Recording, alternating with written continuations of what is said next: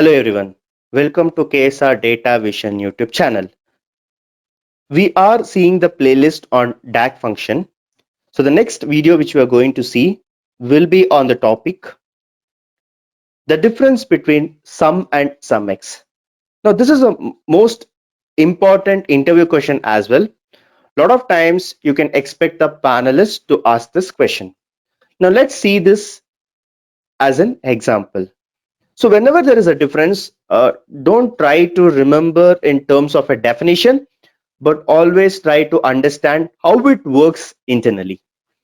Now, to answer this, let's take a table.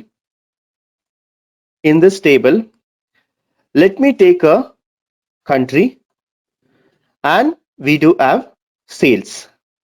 Now, this sales is coming from the actual column where it is defined as sum. Now, what I can do is I can go and write one measure taking as total sales. Now, this total sales, I will use a function called sum of bike data of sales. Now remember one thing, this is a data set, this is a column. The column already exists, that's why I am summing up. Now I will enter it. Now I will drag this total sales to this table. The values are one and the same. So remember, this sales is coming from the calculated column. This total sales is coming from the measure. But in order to use a sum function, the actual column has to be present. Only then you can use your sum function.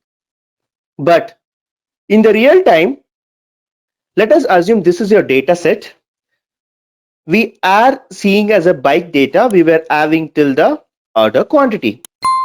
So all this cost list or the cost, sales, profit, year, month, all the columns are something which we have added as part of a calculated column. Remember one thing, you are not supposed to add any column to the data set without client's permission. The data set may have 10 columns or 12 columns, just like because your calculated column provides a flexibility to add new columns, you can't keep on adding it. You need to have the permission before adding a new column. Now let us say you did not have cost, we did not have sales, we did not have profit. None of the columns existing. I can call it as an incomplete data. Still you want to calculate your total sum. How is that possible? Now this sales is calculated by list price and order quantity.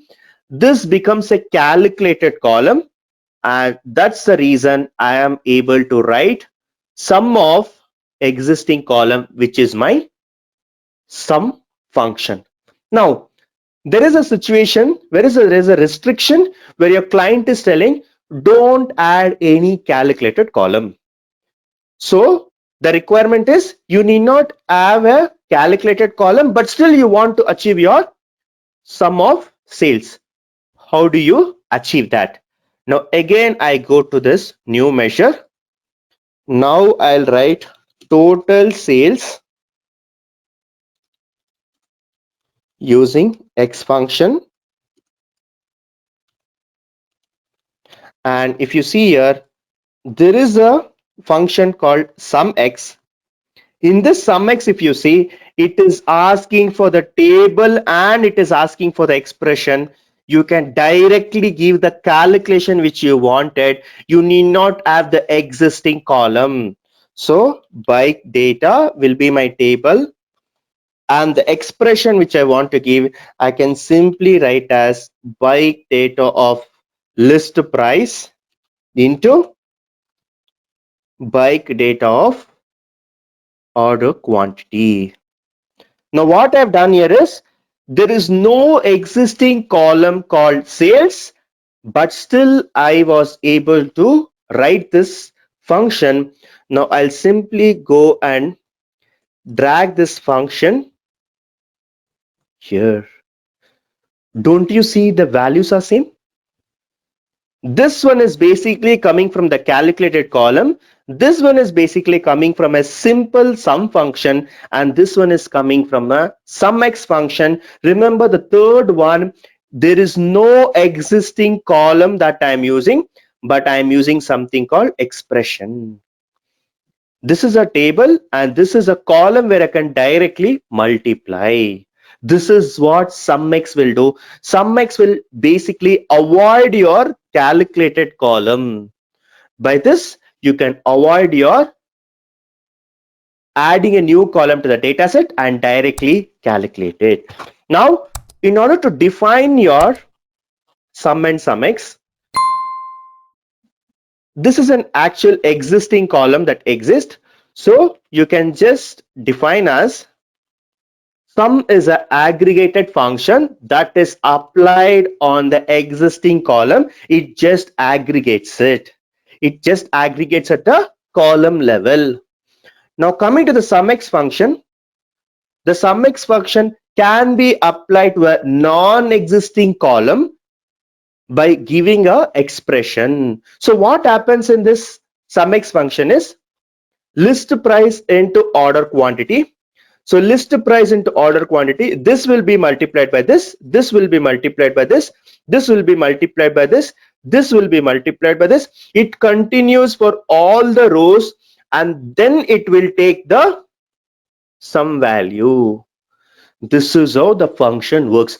The calculation happens at row level. For every row, the multiplication will happen and finally it will be multiplied. This will be multiplied with this, and once it is multiplied for all the elements, and the main operation of sum will be applied.